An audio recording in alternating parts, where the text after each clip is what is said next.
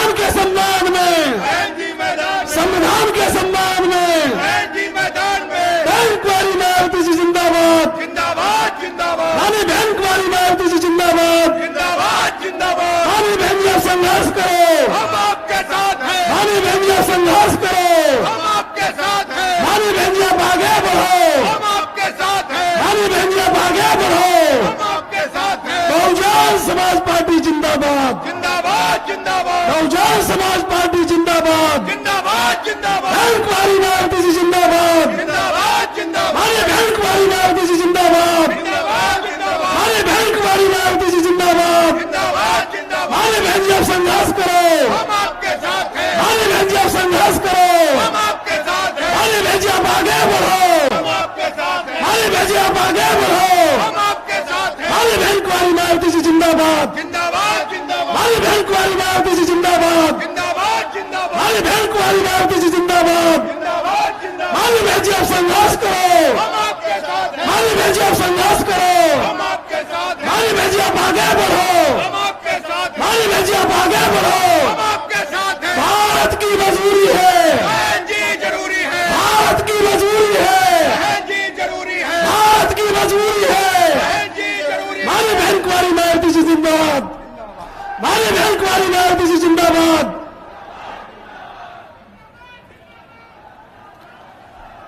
सम्मानित साथियों, हमारे बीच में बहुजन समाज पार्टी की राष्ट्रीय अध्यक्ष, उत्तर प्रदेश की 4 बार लोकप्रिय मुख्यमंत्री रही, इस देश के गरीबों की मसीहा, सर्व समाज के मान सम्मान स्वाभिमान की प्रतीक, हम सबकी लोकप्रिय नेता माननीय बैंक कुमारी मायावती जी हमारे बीच में पधार चुकी हैं। मैं सबसे पहले बहुजन समाज पार्टी के कार्यकर्ता श्री आनंद कुइल जी आए और माननीय बहन जी का सोने का मुकुट देकर के उनका स्वागत करें। श्री आनंद कुइल जी।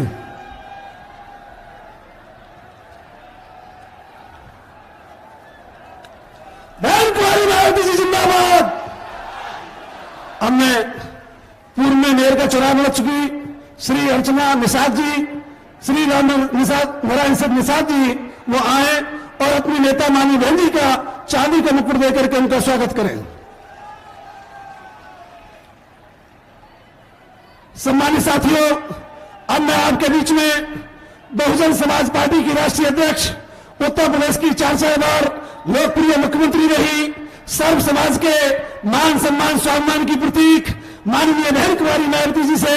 अनुरोध करता हूं कि वो हमारे बीच में हम लोगों को संबोधित करने का कष्ट करें। माननीय बहन कुमारी मायावती जी।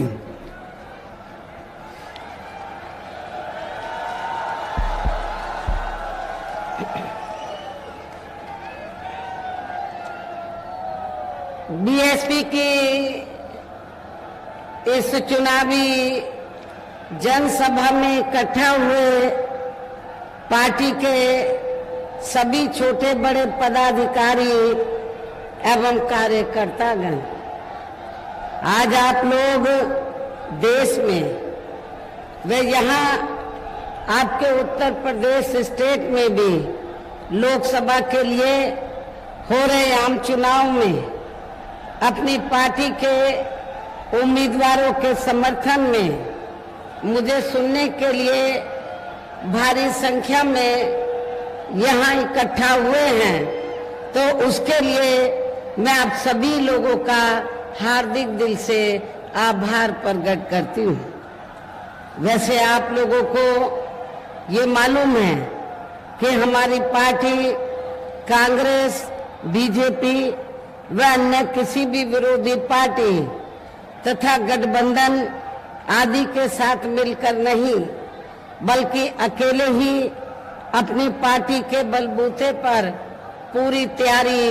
व दमदारी के साथ ये चुनाव लड़ रही है। इसके साथ ही हमने टिकट बंटवारे के मामले में भी सर्व समाज के लोगों को उचित भागीदारी दी है, जिनको कामयाब बनाने के लिए अपनी पार्टी के लोग पूरे जी जान से लगे हैं। हालांकि आज यहाँ आपकी इकट्ठा हुई अपार भीड़ व भीड़ के जबरदस्त जोश को भी देखकर अब मुझे भी ये काफी हद तक भरोसा हो गया है कि पिछली बार की तरह इस बार भी आप लोग अपने प्रदेश से यहाँ लोकसभा चुनाव में अपनी पार्टी का बेहतर रिजल्ट जरूर लाएंगे। इसके लिए अब मैं आप लोगों का ध्यान कुछ जरूरी बातों की तरफ दिलाना चाहती हूँ और इस संबंध में विशेषकर मैं कांग्रेस, बीजेपी व इनके अन्य सभी सहयोगी दलों के बारे में ये कहना चाहूंगी कि आजादी के बाद शुरू में केंद्र व देश के काफी राज्यों में भी ज्यादातर सत्ता यहाँ कांग्रेस पार्टी के हाथों में केंद्रित रही है, किंतु इनकी अधिकांश मामलों में रही गलत नीतियों एवं गलत कार्य प्रणाली आदि की वजह से ही फिर इस पार्टी को राज्यों की भी सत्ता से बाहर होना पड़ा है तथा यही स्थिति इनकी सहयोगी पार्टियों की भी बनी रही है, जिसके कारण ही फिर पिछले कुछ वर्षों से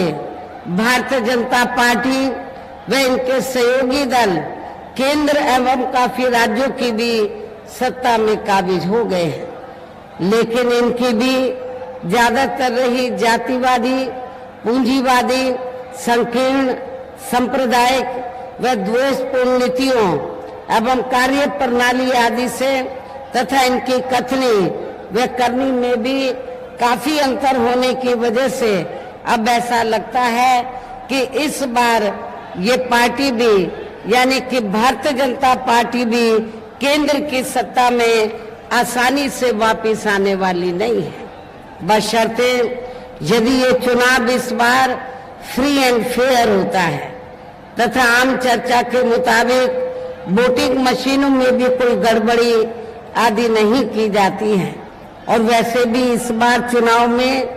इनकी कोई भी पुरानी व नई चल रही नाटकबाजी, जुमलेबाजी व गारंटी आदि काम में आने वाली नहीं है, क्योंकि अब देश की जनता काफी हद तक इस बात को समझ चुकी है कि इनकी पार्टी ने अब तक देश के विशेषकर गरीबों, कमजोर तबकों, मध्यम वर्गीय एवं अन्य मेहनतकश लोगों को जो इन्हें अच्छे दिन दिखाने के असंख्य प्रलोभन भरे वायदे किए हैं तथा अनेकों हवाई व कागजी गारंटी आदि विधि है, तो उनका जमीनी हकीकत में अभी तक इन्होंने लगभग 1/4 हिस्सा कार्य भी पूरा नहीं किया है, बल्कि इसके स्थान पर इनका ज्यादातर समय व ताकत भी या इनके अपने चहेते रहे बड़े बड़े पूंजीपतियों एवं धन्ना सेठों को ही ज्यादा से ज्यादा मालामाल व धनवान आदि बनाने में तथा उन्हें हर स्तर पर छूट देने में व बचाने में ही लगी रही है, जिनके अधिकांश आर्थिक सहयोग से ही ये पार्टी व अन्य पार्टियां भी अर्थात अधिकांश पार्टियां भी अपना संगठन चलाती हैं तथा चुनाव आदि भी लड़ाती हैं, जिसका काफी कुछ खुलासा बॉन्ड की आई रिपोर्ट से भी हो जाता है। इस संबंध में यहाँ मैं खास तौर से पार्टी के जो कार्यकर्तागण हैं या समर्थक हैं उनको ये बताना चाहती हूँ कि आप लोगों को वैसे ये मालूम है, फिर भी मैं ये कहना चाहूंगी कि बीएसपी जब से बनी है तब से हमारी पार्टी तो अपने कार्यकर्ताओं की खून पसीने की कमाई की मेहनत के पैसे से, अपने कार्यकर्ताओं के सहयोग से या मेरे जन्मदिन के मौके पर थोड़ा आर्थिक सहयोग लेकर या मेंबरशिप के जरिए जो भी पैसा इकट्ठा होता है उससे पार्टी के संगठन को चलाती है और उसी से ही चुनाव आदि भी लड़ाती है। लेकिन हमारी पार्टी ने आज तक किसी भी धन्ना सेठ से या पूंजीपति से दूसरी पार्टियों की तरह एक भी पैसा हमने पार्टी संगठन को चलाने के लिए या चुनाव आदि लड़ाने के लिए नहीं लिया है। और इस बात का सबसे बड़ा सबूत ये है कि अभी हाल ही में कुछ दिन पहले माननीय सुप्रीम कोर्ट में बॉन्ड की जो रिपोर्ट आई है और उसका मीडिया में जो खुलासा हुआ है, तो बहुजन समाज पार्टी को छोड़कर अधिकांश पार्टियों ने बड़े बड़े पूंजीपतियों और धन्ना सेठों से उन्होंने पैसा लिया है चुनाव के दौरान, और अभी भी लिया है। और अब एक दूसरे को बता रहे हैं तो किसने कितना अंबानी से पैसा लिया है, कितना अडानी से लिया है, कौन कितना, एक दूसरे पे आरोप लगा रहे हैं। लेकिन सही बात तो ये है कि माननीय सुप्रीम कोर्ट की जो रिपोर्ट आई है, जो बॉन्ड की रिपोर्ट का खुलासा हुआ है, उससे ये स्पष्ट हो गया है कि बीएसपी को छोड़कर तो सभी पार्टियों ने बड़े बड़े पूंजीपतियों और धन्ना सेठों से पैसा लिया है। उसी पैसे से ये संगठन चलाते हैं, उसी पैसे से ये चुनाव आदि लड़ाते हैं। लेकिन बहुजन समाज पार्टी ने किसी से भी 1 रुपया नहीं लिया है, ये भी मैं आप लोगों को बताना चाहती हूँ। इसलिए हमारी पार्टी तो हर साल पार्टी के संगठन को चलाने के लिए, और हर साल किसी न किसी राज्य में असेंबली का चुनाव होता है, हर 5 साल में पार्लियामेंट का चुनाव होता है, तो चुनाव लड़ने के लिए, संगठन को चलाने के लिए हम मेंबरशिप के जरिए, और मेंबरशिप के साथ साथ मेरे जन्मदिन के मौके पर हमारी पार्टी अपने लोगों को यही कहती है, कार्यकर्ताओं को, कि मुझे कोई कीमती तोहफा आदि देने के बजाय जो लागत उस पर आती है खरीदने पर, वो पैसा सीधा आप प्रदेश कार्यालय या केंद्रीय कार्यालय में जमा कराएं। तो इस तरीके से हम लोग अपनी पार्टी को कैडर के जरिए, कैडर कैंप के जरिए, कैडर के जरिए अपनी पार्टी के जनाधार को बढ़ाते हैं, और उसी के बलबूते पर चाहे छोटा चुनाव हो या बड़ा चुनाव हो, हमारी पार्टी चुनाव लड़ती है। इसके साथ ही अब और इतना ही नहीं, इसके साथ ही जब यहाँ मैं ये भी बताना चाहती हूँ कि जब राज्यसभा का या विधान परिषद का चुनाव होता है, तो दूसरी पार्टियां ज्यादातर धनवानों को टिकट देती है, लेकिन बहुजन समाज पार्टी ने किसी भी धनवान को राज्यसभा में या विधान परिषद में नहीं भेजा है। ये भी मैं आप लोगों को बताना चाहती हूँ। हम कार्यकर्ता को राज्यसभा में और विधान परिषद में भेजते हैं। तो आपके कानपुर मंडल में ही श्री भीमराव अंबेडकर जो इटावा औरैया के रहने वाले हैं, तो ये कोई धनवान नहीं है। इनको भी हमने राज्यसभा में इनको भी हमने विधान परिषद में भेजा है। पहले राज्यसभा में भेजना चाहा, कामयाब नहीं हो पाए, फिर हमने इनको एमएलसी बनाया, विधान परिषद में भेजा। और नौशाद अली भी कन्नौज के रहने वाले हैं, तो इनको भी हमने एमएलसी बनाकर भेजा। हमने किसी धनवान या पूंजीपति को हमने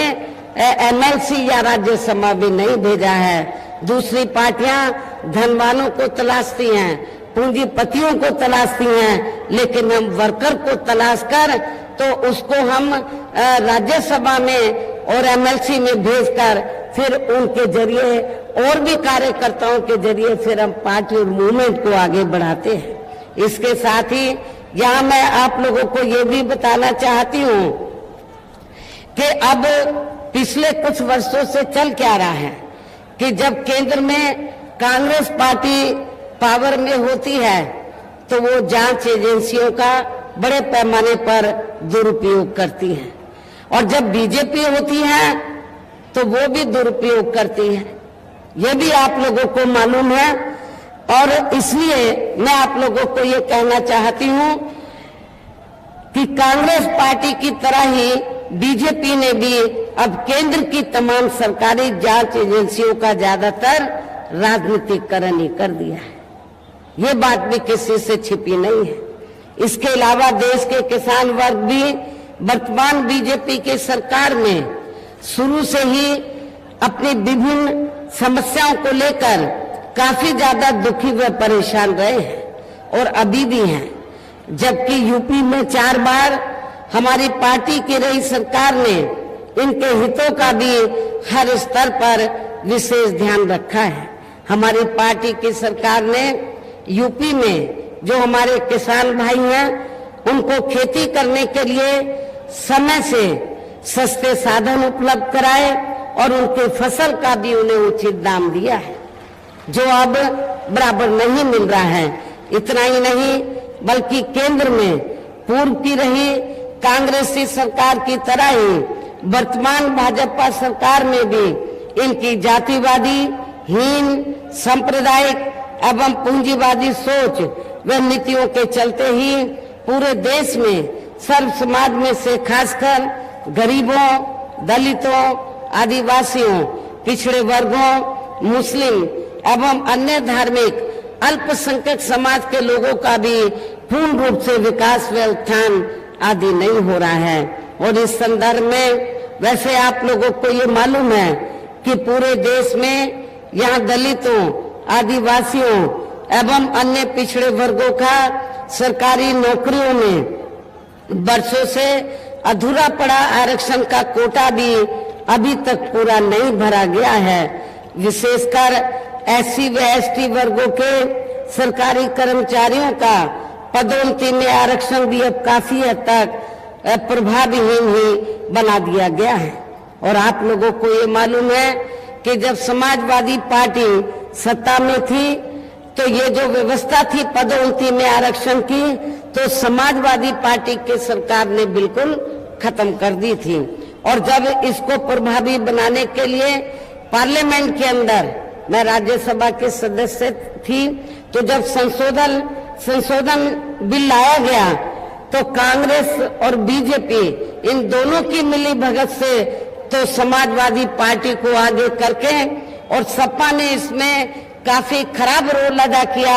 ये बिल इस पार्लियामेंट के अंदर फाड़ दिया था और इस बिल को पास नहीं होने दिया था। मैं दलित वर्ग के लोगों से पूछना चाहती हूँ, खासकर कर्मचारियों से, कि क्या आप ऐसी पार्टियों को, कांग्रेस, बीजेपी, सपा को, क्या ऐसी पार्टियों को जो आपके आरक्षण के खिलाफ है उनको क्या आप वोट देना चाहेंगे? मेरे ख्याल बिल्कुल नहीं देंगे। और इतना ही नहीं, मैं आप लोगों को ये भी याद दिलाना चाहती हूँ, अंग्रेजों के जाने के बाद जब देश में पहली सरकार बनी थी, स्वतंत्र भारत में पहली सरकार बनी और बाबा साहब डॉक्टर भीमराव अंबेडकर पहले लॉ मिनिस्टर बने, कांग्रेस के नेतृत्व में सरकार चल रही थी, तो उस समय बाबा साहब डॉक्टर अंबेडकर ने ये कहा था कि एससी व एसटी वर्गों के लोगों को जो मैंने आरक्षण दिया है जिंदगी के हर पहलू में आगे बढ़ने के लिए, उसका पूरा लाभ इनको नहीं मिल पा रहा है, इसका पूरा लाभ मिलना चाहिए। अति पिछड़े वर्गों के लोगों को आरक्षण दिलाने के लिए उन्होंने कमीशन बैठाने की बात की, लेकिन उस समय पंडित जवाहरलाल नेहरू एंड कंपनी के लोगों ने, कांग्रेस पार्टी ने बाबा साहब डॉक्टर अंबेडकर की बात को नहीं माना और नतीजा क्या हुआ, तो फिर बाबा साहब डॉक्टर भीमराव अंबेडकर को तो लॉ मिनिस्ट्री से इस्तीफा देना पड़ा। आज किस मुंह से कांग्रेस के लोग ये कहते हैं कि हम आरक्षण के हिमायती हैं? यदि आरक्षण के हिमायती होते, दलितों के अधिकारों के हिमायती होते, पिछड़ों के हिमायती होते, तो फिर बाबा साहब डॉक्टर अंबेडकर को लॉ मिनिस्ट्री से इस्तीफा नहीं देना पड़ता। आज आरक्षण के नाम पर सभी पार्टियां दलितों, आदिवासियों, पिछड़े वर्गों के वोटों को बनाने में लगी है। मैं दलितों, आदिवासियों और पिछड़े वर्गों के लोगों को ये बताना चाहती हूँ, चाहे सपा हो, कांग्रेस हो, बीजेपी हो, ये सारी पार्टियां नहीं चाहती हैं कि आपको ये आरक्षण आगे भी मिलता रहे और संविधान का, भारतीय संविधान का ये लाभ, संविधान में जो भी आप लोगों को सुविधाएं मिली है उसका लाभ ये नहीं देना चाहती हैं। तो संविधान के हिसाब से ना तो कांग्रेस ने कभी इन वर्गों को लाभ दिया, ना बीजेपी ने, और सपा तो इनसे कई कदम आगे बढ़कर निकली। जबरदस्त ये दबे कुचले लोगों के खिलाफ पार्टी है। साथ ही केंद्र व राज्यों में भी विरोधी पार्टियों की रही सरकारों में इन सभी वर्गों को प्राइवेट सेक्टर में आरक्षण दिए जाने की व्यवस्था किए बिना ही इनकी सरकारों के ज्यादातर सरकारी कार्य अब प्राइवेट सेक्टर के जरिए ही इनके बड़े बड़े पूंजीपतियों व धन को दिए जाने के कारण अब इनको पूरे देश में आरक्षण का बहुत कम ही लाभ मिल पा रहा है। इसी प्रकार इनका अन्य और मामलों में भी शोषण व उत्पीड़न आदि होना अभी तक भी बंद नहीं हुआ है। इनके साथ साथ मुस्लिम व अन्य धार्मिक अल्पसंख्यक समाज के लोगों की भी हालत हर स्तर पर यह काफी ज्यादा खराब व दयनीय बनी हुई है, जिसका काफी कुछ खुलासा सच्चर कमेटी की रिपोर्ट में भी किया गया है। इतना विकास एवं उत्थान आदि होना भी काफी हद तक बंसाई हो गया है। आए दिन इन पर समाज में से खासकर मुस्लिम समाज के लोगों पर खासकर हिंदुत्व की आड़ में हो रही जुल्म जाति भी यहाँ काफी ज्यादा चरम सीमा पर पहुंच चुकी है। इनके साथ साथ अपर कास्ट समाज में से विशेषकर गरीब लोगों की भी हालत हमें कोई खास अच्छी नजर नहीं आ रही है। अपर कास्ट समाज में से विशेषकर जो ब्राह्मण समाज है, पूरे यूपी में इनकी भी काफी तादाद है। लेकिन जब समाजवादी पार्टी सत्ता में थी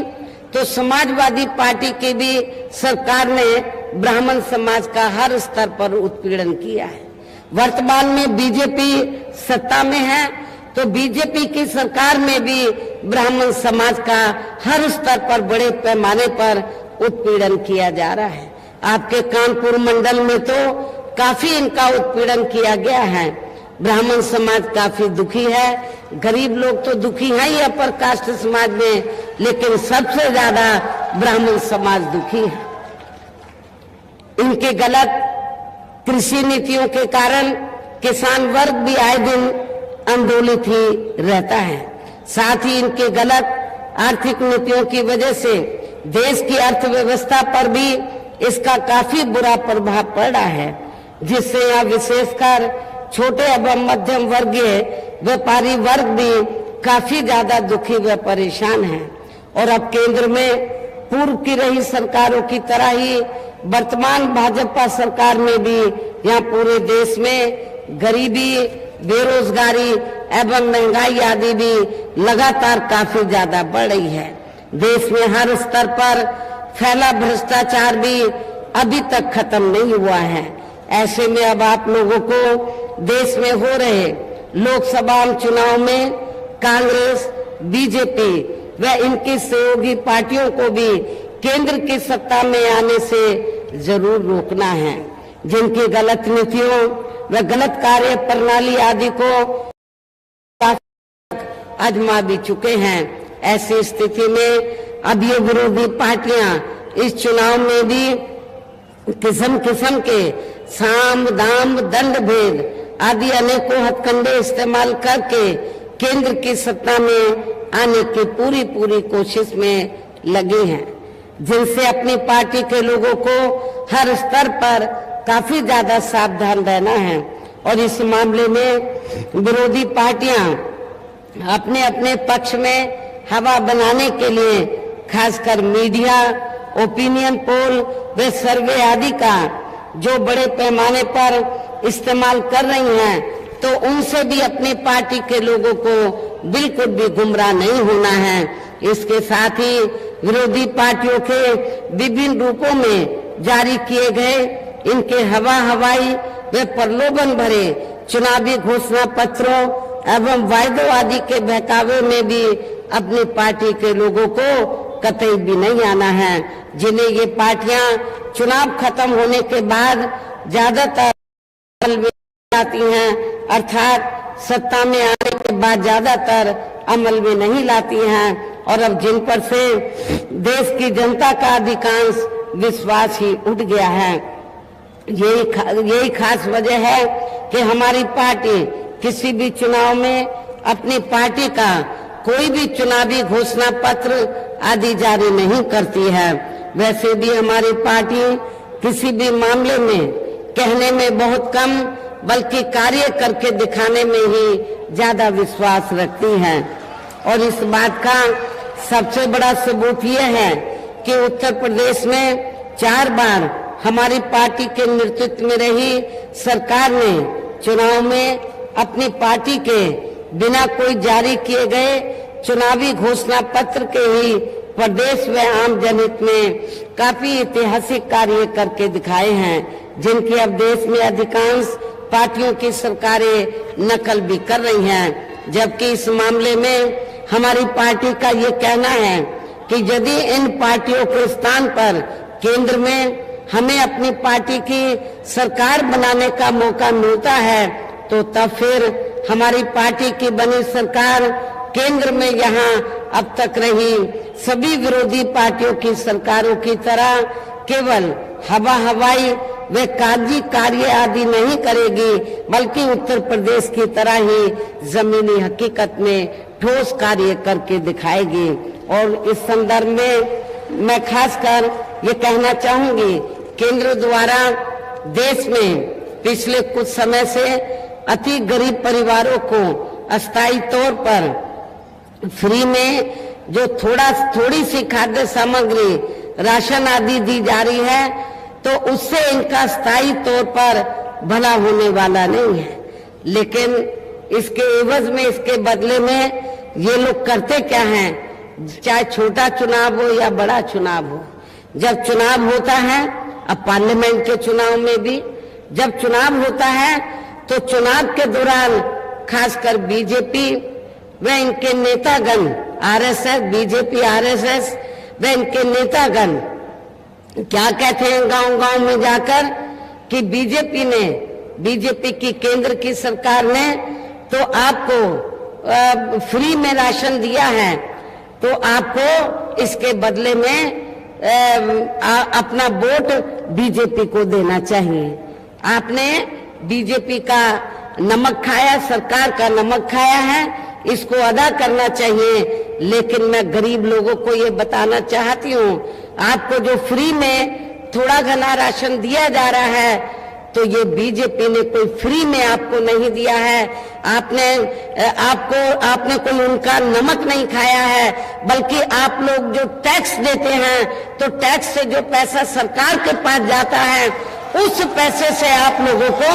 ये फ्री में राशन दिया जा रहा है। ये मेहरबानी भारतीय जनता पार्टी और आरएसएस की नहीं है, ये आपका ही पैसा है। आपका पैसा टैक्स के रूप में सरकार के पास जाता है, उस पैसे से आप लोगों को राशन दिया जा रहा है। ये आपका ही नमक है, ये बीजेपी का नमक नहीं है, किसी और का नमक नहीं है। और वैसे भी इनके जो गरीब लोग हैं, इनकी ये जटिल समस्या देश में हर हाथ को काम देने से केवल दूर हो सकती है, जिसकी तरफ हमारी पार्टी की बनी सरकार विशेष ध्यान देगी। साथ ही देश में पिछले कुछ वर्षों से आए दिन बढ़ रही गरीबी, बेरोजगारी व महंगाई आदि से भी जनता बहुत ज्यादा दुखी व परेशान है, जिसे भी आर्थिक नीतियों में तब्दीली करके जरूर दूर किया जाएगा। खासकर हिंदुत्व की आड़ में पिछले कुछ वर्षों से मुस्लिम समाज के लोगों का द्वेष की भावना से जो इनका काफी ज्यादा शोषण व उत्पीड़न आदि किया जा रहा है, तो उसे भी जरूर रोका जाएगा। अन्य अकलियत समाज के लोगों के ऊपर भी कोई जुल्म जाति नहीं होने दी जाएगी। मुस्लिम समाज के लोगों का विशेष ध्यान रखा जाएगा, ये भी मैं मुस्लिम भाइयों को बताना चाहती हूँ। और ये सब हमने अपने यूपी के रही सरकार में करके भी दिखाया है। इसके अलावा हमने यूपी में सर्व समाज में से गरीब एवं बेरोजगार लोगों को बेरोजगारी भत्ता आदि न देकर उन्हें बड़ी तादाद में रोटी रोजी के साधन भी उपलब्ध कराए हैं। और अब ये कार्य भी अधिकांश ठंडे ही पड़े हैं, जिनको फिर सरकार बनने पर प्राथमिकता दी जाएगी। कहने का तात्पर्य ये है कि देश में इस समय हो रहे लोकसभा चुनाव में विरोधी पार्टियों के जारी किए गए उनके हवाई व प्रलोभन भरे चुनावी घोषणा पत्रों आदि के बहकावे में अब यहाँ खासकर देश के अति गरीबों,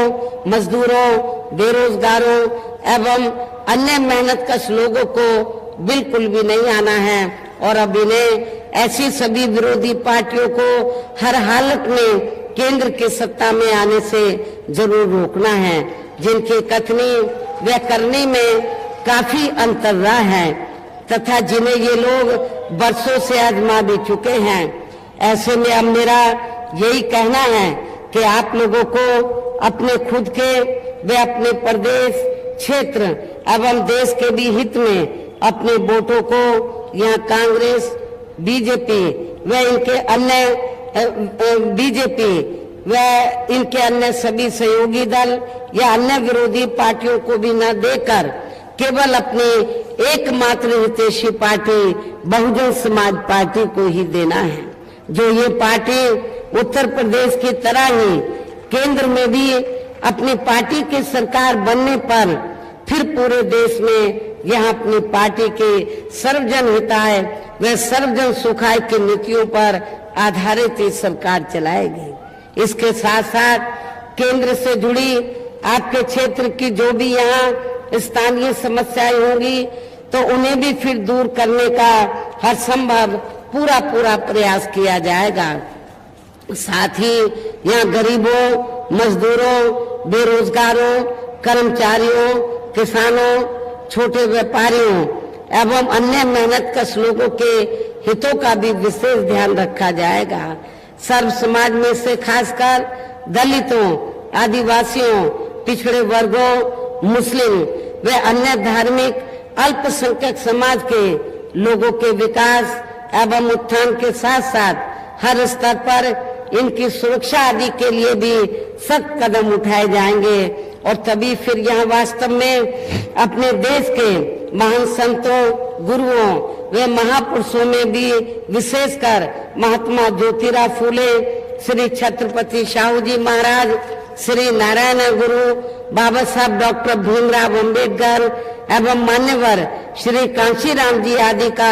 अधूरा राज सपना जरूर साकार हो सकता है, जिनको यूपी में हमारी पार्टी की रही सरकार द्वारा हर स्तर पर पूरा आदर सम्मान दिया गया है। इन्हीं खास बातों के साथ ही अब मेरा देश व आपके स्टेट के भी हित में यही कहना है कि हमारी पार्टी ने यहाँ जिनको भी चुनाव के मैदान में उतारा है, जो आपके सामने मंच पर भी मौजूद हैं, तो उन्हें आप लोगों को जरूर कामयाब बनाना है, जिसके लिए यहाँ पार्टी के सभी स्तर के छोटे बड़े पदाधिकारी एवं कार्यकर्तागण आदि पूरे जी जान से जिताने में लगे हैं। और अब अंत में मेरा यही कहना है कि आप लोगों को वोट पड़ने वाले दिन यहाँ बीएसपी के अपने सभी लोकसभा उम्मीदवारों को अर्थात अकबरपुर जो लोकसभा की सीट है, तो अकबरपुर लोकसभा की सीट से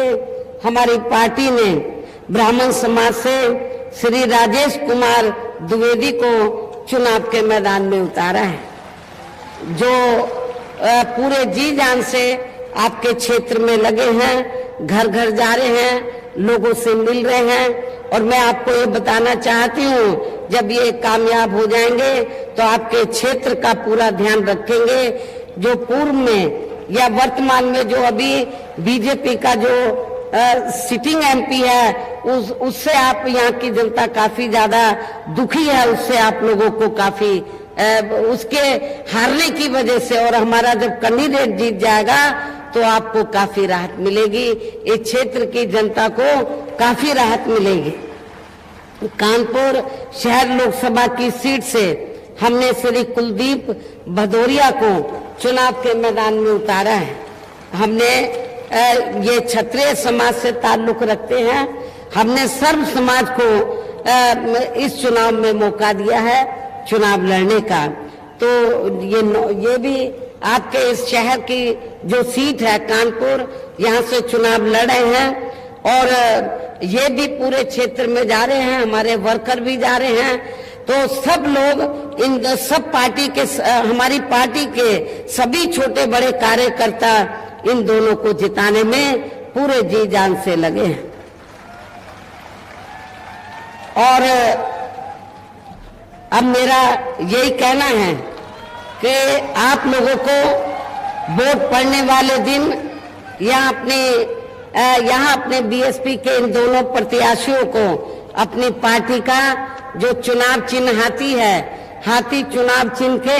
सामने वाले बटन को दबाकर इनको जरूर कामयाब बनाना है, इनको जरूर पार्लियामेंट के अंदर जिताकर भेजना है। इस खास अपील के साथ ही अब मैं अपनी बात यही समाप्त करती हूँ। जय भीम, जय भारत।